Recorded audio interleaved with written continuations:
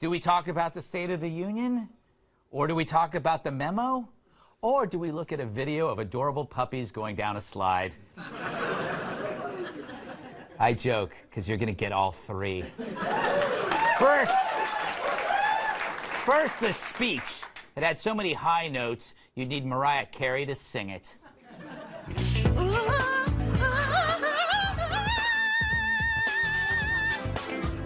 I don't know how he did that. Of course, others saw it differently, and by others, I mean crybaby chuckle buckets. The raw meat was ugly, and then the appeals to fear-mongering. He implied, and he did it deliberately, that Dreamers are gang members. His racist and hate-filled words and policies and proposals are still being resisted in the Congress. There was a lot of dark talk. There was a lot of manifestations of threat. Somebody airlift a pallet of Depends. There's a lot of poop on those floors. Anyway, sour grapes is to be expected. Why would you praise your opponent after he wiped the mat with you? And that's the problem with team sport politics. Even when there's good news for the country, it's bad news for the party. And there's a lot of good news on jobs, ISIS, the economy, all good, but we could do better. But the Democrats remain sour. Schumer looks like he's the Penguin from Batman.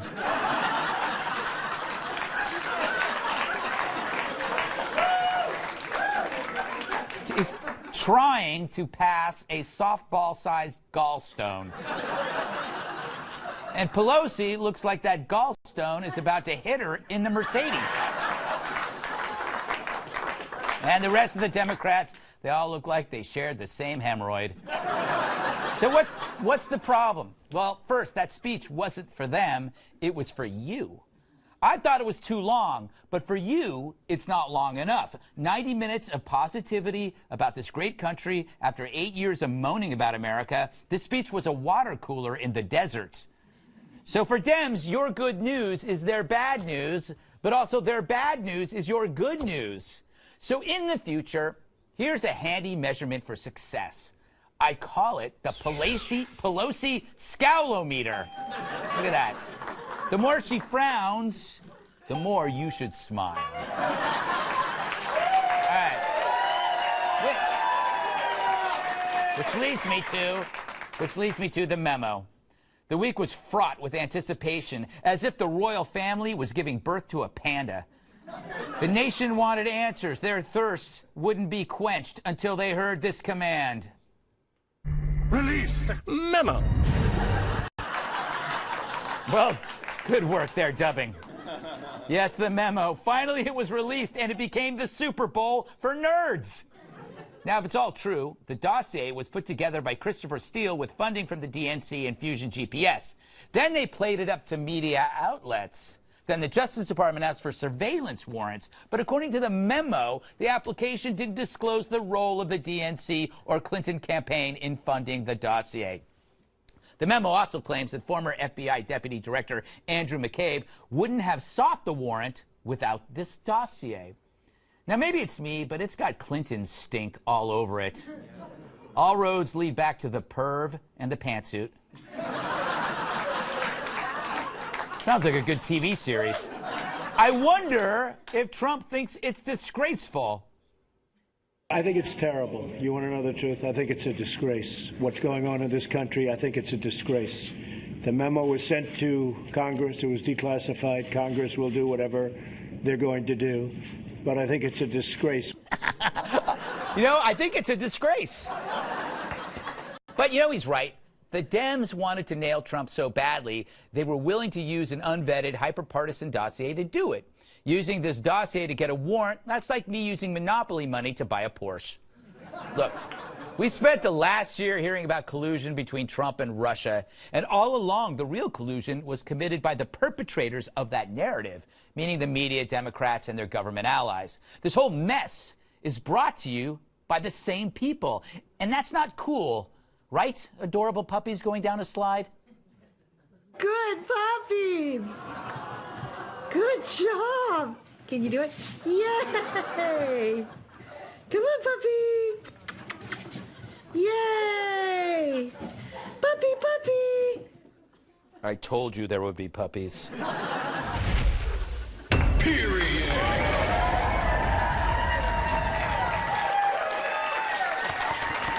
Yes! Let us welcome tonight's guest. He had no qualms diffusing bombs tougher than senior year calculus. It's former U.S. Marines bomb technician, Staff Sergeant Joey Joe.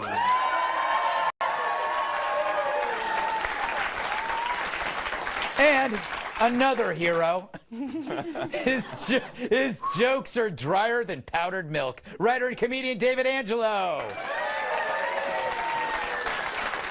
And the real hero. If you can't handle her smirk, then you're probably a jerk. National Review reporter Kat Timpf. Finally, the Jolly Green Giant sends him hate mail. Former bodyguard, massive sidekick Tyrus. All right, Joey. You got the State of the Union, you got the memo. Take your pick and run with it. Oh, let's do the State of the Union. What do you think? Okay. That was like forever ago, wasn't it? Yes, it was. Listen, I sat through two State of the Union addresses, 2011 and 2013. And so 2011, the Tea Party came to be, and we had all these freshman Republican congressmen. And you could see them, it'd be so funny, because Obama was really good at saying things like, you shouldn't pay more taxes than you should, so let's pay our fair share. And so you see Republican congressmen going, you know, but they were eager to clap. You know, they wanted to. They just needed Boehner to tell them when to do it. And so I guess the Democrats went into this one like with a game plan much easier. From the set, let's set this one out. Let's just sit there, you know, left hand, left knee, right knee, and leave it alone. So to see them sit there through some of the things that he pointed out, Trump wrote a speech that dared them not to celebrate this country, and they didn't do it. Yeah, he set up the trap. He said, if you're not going to stand for this, he talks about the flag. He set up these little, like, minefields, and they just, well, that's a terrible metaphor for you. I love it. Hey, look, I'm batting like 900 with mines, okay? I had one bad day. You had one bad day, Joey. One bad day. Had a leg or two up on me. Can't have one bad day. Terrible.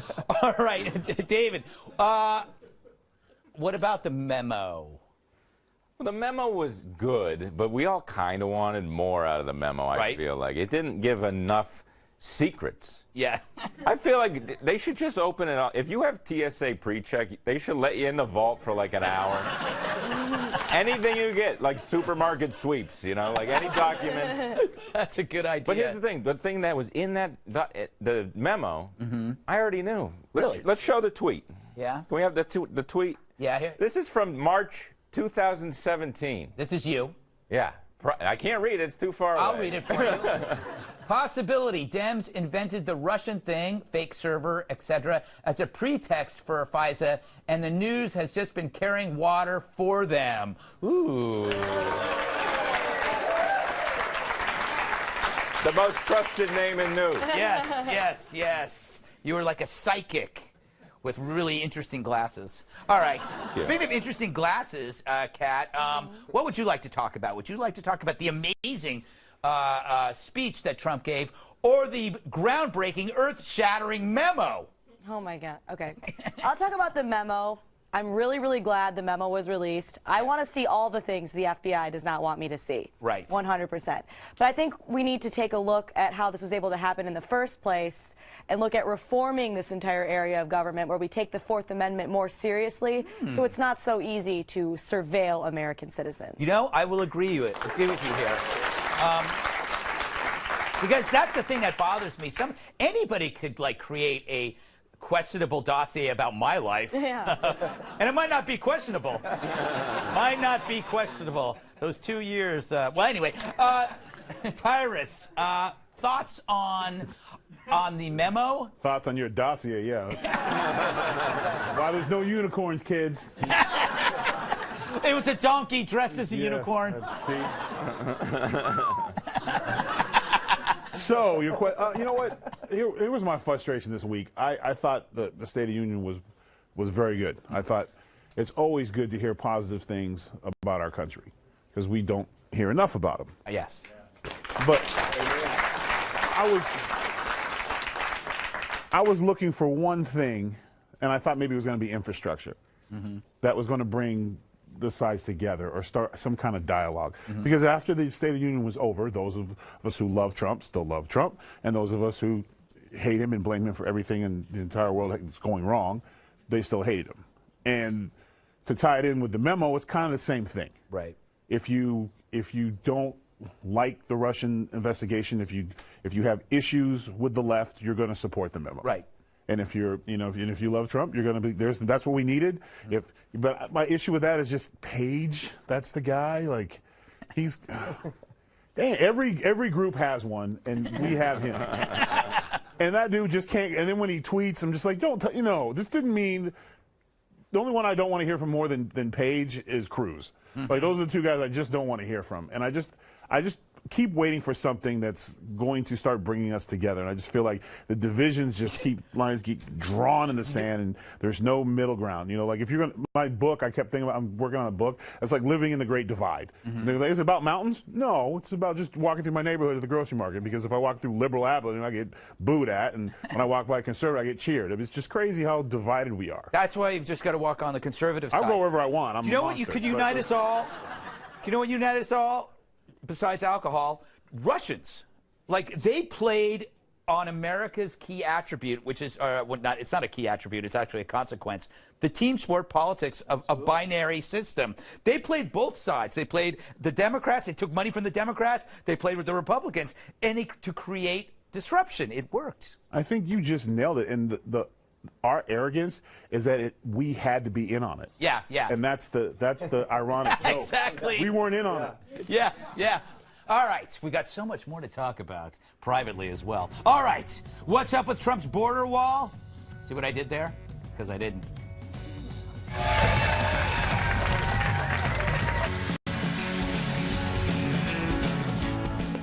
Be very afraid of his barricade. Sources tell Fox News that I am very attractive. But also, prototypes for Trump's proposed border wall are virtually impassable. It's true. A series of tests conducted on the wall samples show they could withstand torches, jackhammers, and saws better than the barriers that are on the border now. And all but one were impossible to get over. Bet it was this one.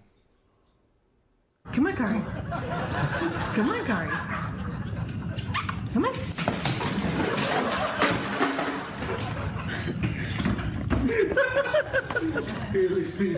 That's teaching him a terrible lesson. Critics have called Trump's wall proposal everything from irresponsible to stupid, but there's logic behind how the new wall will be used. Based on topography, need, and budget, each border sector will extend an existing fence, replace an old fence, or add a secondary wall, allowing agents to apprehend immigrants in an enforcement zone. It's a trick wall! It's a secondary wall! But there's a fence on the border already, yet liberals always forget that part. Instead, they act like Trump's the first person to come up with this amazing idea. So basically, Trump's wall is a new and improved version of something that's already there, yet it doesn't have bipartisan support. Maybe Trump just has to sell it better. Are you ready for the most radical international border feature since Niagara Falls? Sick of playing tennis, racquetball, and squash with a partner when you'd rather play solo? Then you'll love Border Wall 2000. It's the ultimate multi-purpose wall everyone can enjoy. Need a site for the X Games? Border Wall 2000 converts to a half pipe. Wish you could see Bob Ross's landscapes on display all in one place? We've got happy little trees for days. And the best part about Border Wall 2000, it's been certified unbreakable by the Kool-Aid Man. Oh, yeah. More like, oh no. Plus, the first 100 visitors win a ride on the upcoming Space Escalator to the moon. So visit Border Wall 2000 today. That's what we need. All right. David, thoughts on the wall? It's two walls. Oh, boy. Well, how long is it going to take? And aren't we, like, on the cusp of flying cars? Not that I want to be like... But it's 2018. Yeah. You know what I mean? That's the one concern I have. Yeah. You know what it'll be? It'll be, like, it won't be a flying car. It'll be a drone that can carry a human. Yeah. Yeah, it'll a flying just, car. like, pick you up and you'll just fly over, like... At least the little children. That's easier with a drone. I've heard. I haven't tried that, Kat. Kat, thoughts? Are you excited? I'm excited. An impenetrable wall. It's kind of, you would like that around you. I live with it around me emotionally. Yes, you do. I I think that a better way to go about it would be to end the welfare incentives and also end the drug war to keep the gangs from coming over here. That way we wouldn't need to spend tens of billions of dollars on a wall. I know that's not a popular opinion. I know that that's not a joke, but that's just what I really think, and sometimes that's just how life goes. Oh, you're going to cry? Not right now. I'm going to wait till after the show. Okay. She has a crying corner in the back. Yeah. Tyrus, I look at this deal. The Democrats are ignoring the fact that they kind of won on this. They're going to get 1.2 million, or maybe even more, people that are going to be, put through the path of citizenship. Yeah, what was he called? He was called Amnesty Dawn. Like, he took a lot of shots. For trying to make a deal, but they don't want to deal with him. Yeah. It doesn't matter what they said. Everyone would have got a pass. They would have found something wrong with it. I do, and there wasn't a joke because I agree with it 100%. Everything you said. Although the idea of being there to see someone, we may. Oh my God! Yeah, it's a. That's the one was shorter, so like the hop over and you made it. Damn. That's pretty funny. I mean, and I hadn't seen that type of artwork since I took DMV classes in high school. It was the same, like merge this way or the Red Blood Highway. It was kind of cool. I learned so much. Joey, what do you think? Hey, listen, I think that Trump sold this wall. He was elected from this wall. So if he's not going to build the wall, he's got to reconcile that with his voting populace. The American people elected him, and the wall was his biggest talking point. With that being said, they're pretty happy about having money in their pocket right now. Yeah. So if he's ever going to go a different direction, now's the time, and do it by deal, because the Democrats have proven themselves to be almost incapable to work with. So if it's going to be something other than what he's promised, now's the time to do it with a deal. As far as just the whole issue in general, I grew up in a town, textile town, 75% Hispanic. I've seen both sides of this issue from a very personal standpoint. And if we're going to do anything, fix the immigration system. Yep. But we have to have some sort of security measure, like Kat said, an incentive that isn't there. De-incentivization. Yeah. We have to stop people from wanting to come here, and the idea that it's a free ride when you get here. I think Hollywood does that. Oh, sure. Yeah. It's like, I see Hollywood, I don't want to come here. I do think no matter what, Trump's going to build this wall, and even if we don't use it, it's just going to be somewhere in New Jersey. He's going to go. It'll be he's like, you know what it is? It's this is his Obamacare, right? And so think about that. So once Obamacare came into being, the other side wanted to dismantle it.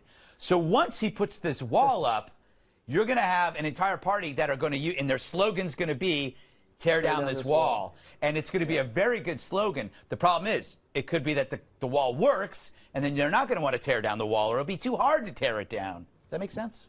I think Kat hit on a big thing, too. Sometimes walls can be built that you don't necessarily see that aren't physical. Making it harder to get eligible for welfare and food stamps and things like that takes away from American citizens who need it. And on a personal note, I was having a discussion with some people this weekend. One of the ladies said that the hardest thing was she had 2 young children, and when she went to go get services that she needed, they were very rude to the English-speaking ones, and they were like, "No, it's not for you. You have to wait." But when the immigrants that came in, they had all this stuff for them, and they had a translator for them. Exactly. And they had all these other things for them, and this one, she was almost being like stared at, like, we don't do that here. You need to know this and you know that, and it's almost this double standard.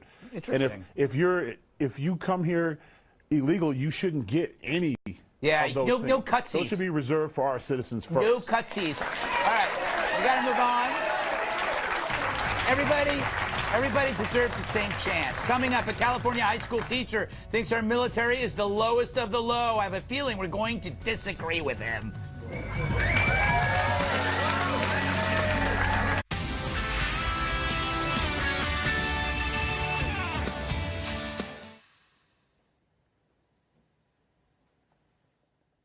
Live from America's News headquarters, I'm Alicia Acuna. The nation's deadly flu epidemic is showing no signs of easing.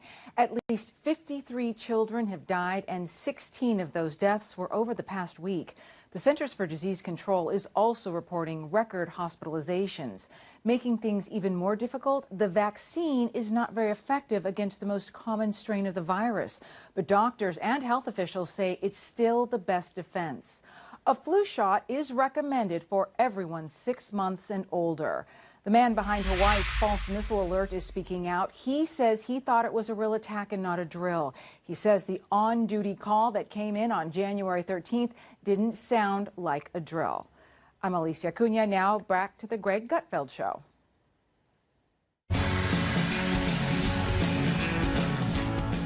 Should he recant his stupid rant? I speak of California high school teacher and city councilman Greg Salcido. I was just going to call him but why not? Why not? It's easy. All right. As you know, this jerk was caught on tape bashing the military. Apparently, he launched into the tirade because 2 kids in his history class were wearing Marine Corps sweatshirts. Roll it, Gladys. If you joined the military, it's because you had no other option. Because you didn't take care of business academically, because your parents didn't love you enough to push you, and then you didn't love yourself enough to push yourself. Think about the people who you know over there. Your freaking stupid Uncle Louie or whatever, they're dumb. They're not like high-level thinkers. They're not academic people. They're not intellectual people. They're the freaking lowest of our low, not morally. You know, I'm not saying they make bad moral decisions. Just they're not talented people. This guy.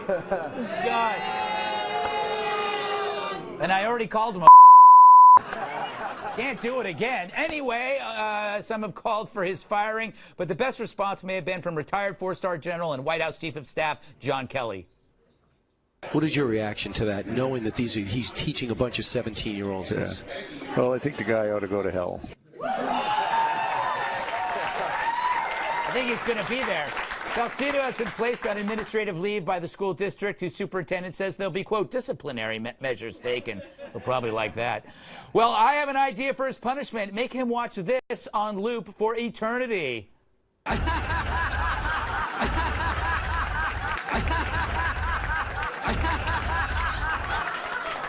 I don't think he deserves that. Joey, I go to you first for no particular reason. Yeah. Look, I'm not sure about this guy. You know, of all the things he said, the worst thing was probably when he said they don't make bad moral decisions. That's probably true. We don't always make the best moral decisions, you know, at 2 o'clock on a Saturday night in Destin, Florida. Yeah. And I have a 9-year-old little son now, and so, you know what I'm saying? Yeah. So, but really, this made me so mad. So the premise that he's working on here is that the military is undereducated, and really what he's doing is talking to these high school students saying, you only go there if you don't do well here. Right. But that premise is completely false. So not only is he really stupid, but he's also spreading lies. I'd love to meet the Marine that took his girlfriend, because this is coming from somewhere personal. Yeah. You know, here's the deal.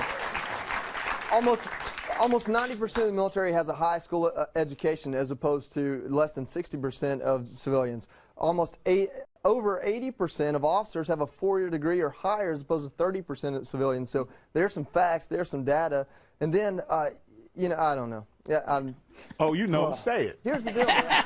Here's the deal. This guy's been a mayor, a city councilman, and a teacher, right? I'm qualified to do all of those things, right? He couldn't be United States Marine if that's the only thing he wanted in life, and that's where I started my career. Yeah. So to go after the education or our motivation, whoa, people believe in something bigger than themselves. They want to contribute to something that might take their life or their legs. Oh my God, they're the lowest of the low. Listen, dude, I'd challenge him to a physical contest with the one limb I have still intact. Wow. And, Tyrus? I think he felt he could say this because he doesn't know anybody. He's so cocooned in his own world. Well, first of all, I have to, you know, disagree with him. You said girlfriend. He didn't have a girlfriend. That's that whole different kind of anger. Leave Trevor alone. And the other thing is, on his moral high ground, does it get cold up there? You think? Is it always, you know, 75? I think this is the problem with, and I'm going on a limb here, but I'm assuming he's a Democrat. Yeah. And a liberal. I'm just guessing. Yeah. Just guessing. For the people, but he loves the people. So he is literally the reason why they can't win an office. It's that type of mindset. he thinks you're doing him a favor. And he makes, as a teacher, he makes anywhere from 32 to 30, and judging by the way his students respond to his speech, probably on the lower end of the 32. And has to get a part-time job in the summertime to supplement his income. So, because I graduated as a teacher, when I saw that guy pass, I said, I'm going to try something else. So it's not for him to talk about the military, and one of the reasons people go to the military is to further their education. So his entire rant was just his moral high ground and his horse, because he didn't have to pick up a gun and himself and go defend the country. What do you?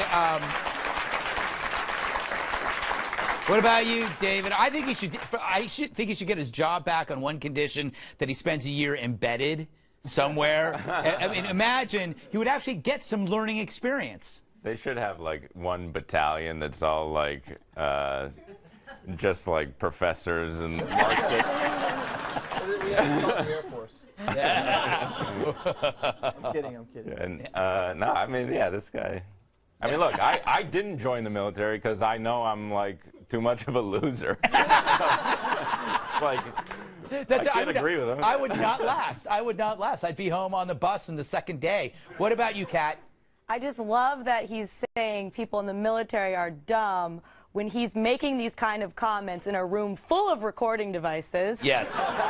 And, I mean, this guy, was he drunk? Like, just to stand up there and be like, your Uncle Louie is stupid. I mean, you're getting paid to be a teacher. I saw a better thought-out lesson plan from Jack Black's character in School of Rock on his first day as a substitute teacher. That's true. All right, but I want to, I got to wrap it up, but I want to make the bigger lesson here is that schools fail to assess life experiencing when they're hiring teachers. This guy obviously knows nobody in the military, which tells you that he has no life experience, because everybody here knows somebody in the military. So he's a sheltered, self-involved, and this will end up killing, this will kill education. A typical veteran would impart more knowledge to kids than a know-nothing jerk like that. And I'll also include not just school, but in networks as well. Places like Fox News and places like CNN need to hire people like Joey, hint, hint, because they have more knowledge. And avoid people like David Angelo. All right, up next. They are. A scientific study says conservatives are better looking than liberals. Who are the science deniers now?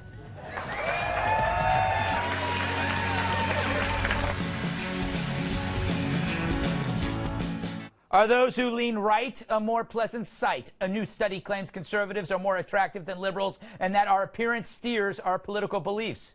For proof, take a look at this montage of incredibly sexy Republicans.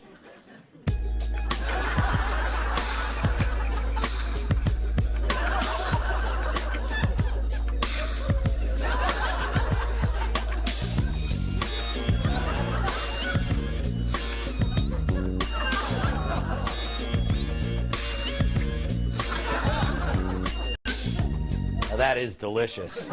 But here's the come on. Here's where researchers are full of poop.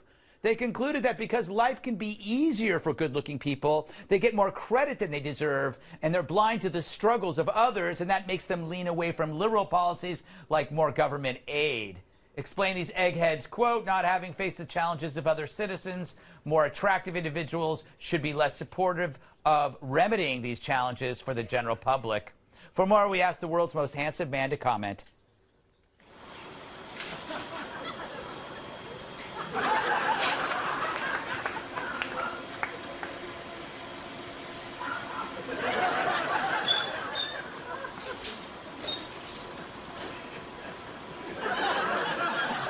It's sexy.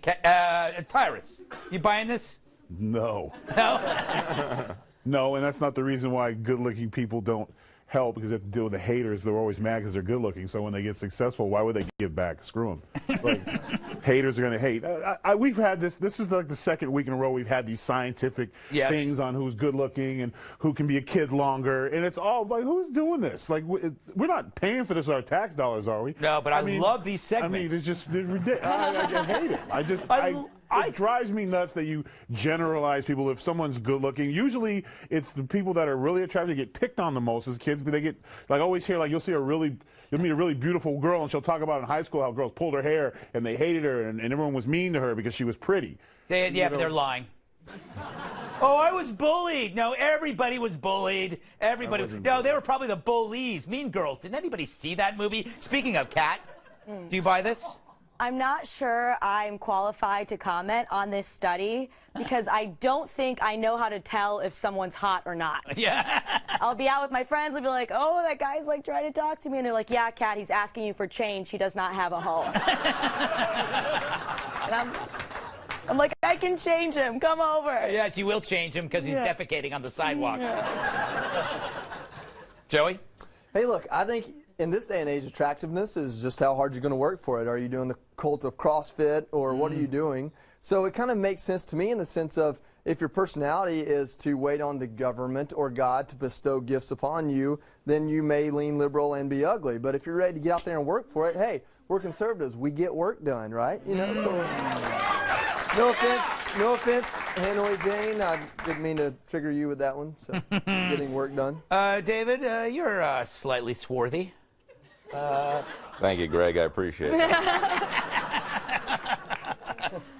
You know, I don't think liberals are necessarily uglier. No. It's the expressions. You're like, you'll never, like, are you serious? Conservatives don't do that, you know? Yeah, that's true. That's true. You cannot be. That's like a liberal expression. That's a liberal expression. That I've really seen that is. at Starbucks so many times. Yeah, I it's just want a coffee.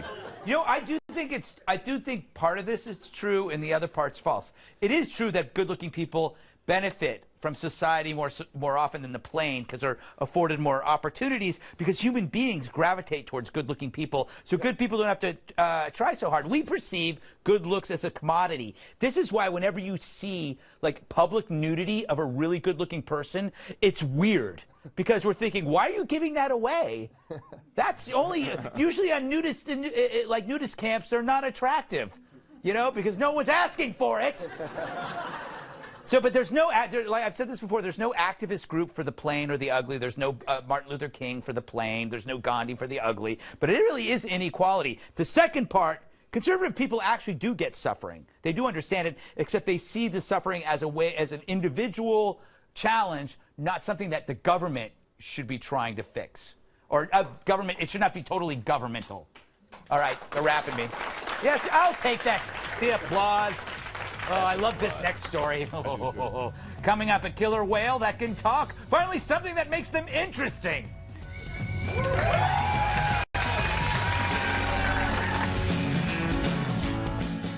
Will killer whales start telling tales? Can an orca talk to Sebastian Gorka? Researchers say they've taught a whale named Wiki to imitate human speech and have recordings of the whale saying phrases like hello. Hello. Hello. Hello. That doesn't sound like hello to me. Let's try another one. Let's all listen very carefully. Here's the researcher getting the whale to say 1, 2. 1, 2. 1, 2. 1, 2. I think the whale went number 2. All right, this is a little more complicated. It's a proper name. Now listen carefully. Here's the trainer in the whale saying Amy. Amy. Amy. Amy. That's creepy. How is that Amy? All in all, I'm not impressed with that talking whale, especially since my whale, Lawrence, can recite Shakespeare. Now is the winter of our discontent. All right, Greg, I've played your game. Now give me a fish. Stupid whale. All right, Kat, I think whales are a depressing animal because you're a mammal, but you don't have any limbs. And you're also a fish, but you need to breathe air. It's kind of like you're not in both worlds. It's kind of sad. It seems all right. Yeah, all right. I think that saying that these whales can talk is a big stretch. They can say hi, they can blow raspberries, and they can say bye. Yes. They swim up, they go, they say bye, and they swim away. Yes. If I want a conversation like that, I would just call up my ex-boyfriend. You know, David, are we giving whales more credit than they deserve? It's not like they can even open a jar of pickles. I bet one could. With what? I'm suspicious of these things. And I don't like the trend of them learning language. Like, we don't need, like, more opinions in the world. You know what I mean? They got to have a Yelp account. Yeah, they are. He's like, oh, I came for the krill. I was so excited. It's disappointed. Like, yeah, I'm giving the Pacific Ocean 3 stars. Yeah. And also, like, aren't too much parrots salt better than that? Yeah. Aren't what? Parrots are better than that. Yeah, I don't like parrots. I don't know. They're too repetitious, you know. And they're always like staring at you when you're doing stuff. You know, when you kill people. Parrots are great witnesses to crimes, Joey. You know, the thing is about whales, Joey, if they were really smart, why haven't they invented anything? You know, they have these big brains, but there's no whale bike. Well, you know, what happened? There's no whale industrial revolution. Well, there's a whale, and maybe it's actually a dolphin, but they call it a whale that has like a giant sonar on its head. Yeah. You know, we have one in Atlanta at the aquarium. That's kind of impressive. But listen, this whole story kind of pisses me off. I've got a Frenchie. I can't teach my Frenchie what part of the grass you should poop on and what part you shouldn't. And here there's a whale that can talk, and my Frenchie doesn't know where to use the bathroom or not to bite my hand when I hand him a treat. So the whole thing kind of gets to me that I don't know how to teach my dog what to do. And That's whales terrible. know how to talk. Maybe you should get a whale. All right, Tyrus. I have a feeling you love this story for reasons. Well, after hearing you, I hate you for being a part of this story. You don't know nothing about whales, and this once again goes to the arrogance of science. No. Killer whales speak 3 languages. Yeah. They have their own language. They also have the ability to feel each other's feelings. They're so far ahead of us in terms of communication. The fact that you would try to take something that physically does not have our windpipe, cannot speak the way, and can mimic our sound, shows how smart they are and how stupid we are. They don't make bikes great, so they don't have to, because they can map the ocean with their brain. So their only problem is that they have meddling people and smart asses like you who make fun of their greatness. It's terrible. This was a great story, and you should be ashamed of yourself.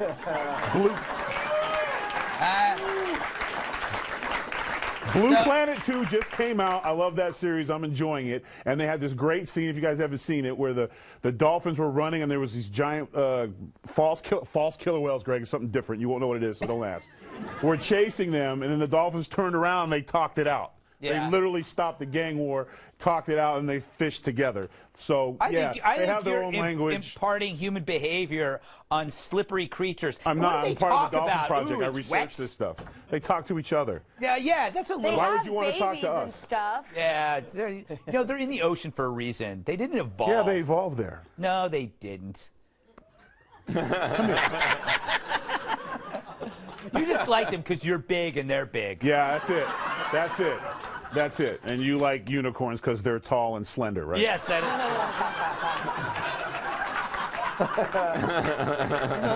true. All right.